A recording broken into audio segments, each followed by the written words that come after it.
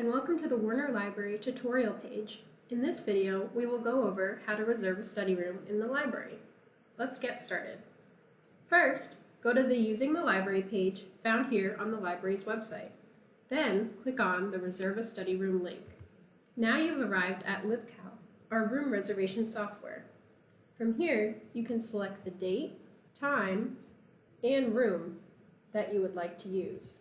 Any space that is highlighted green can be reserved.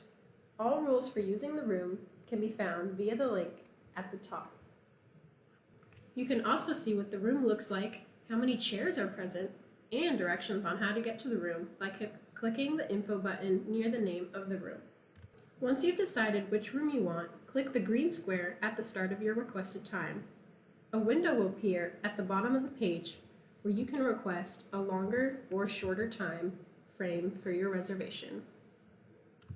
Then click Submit Times to book your spot.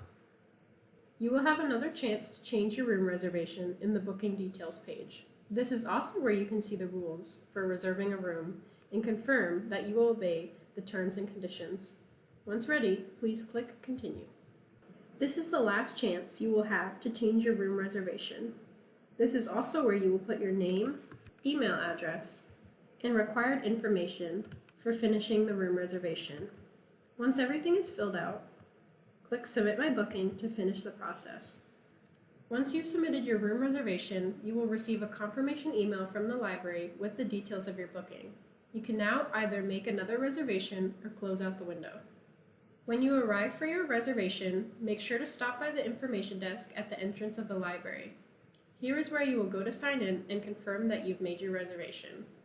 You can also come here for any questions you may have about the process or rules. After that, simply go up to your study room and start working. There are also additional ways to get to the booking website besides the library homepage.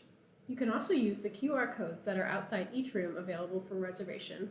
Or you can use the room reservation laptop at the information desk.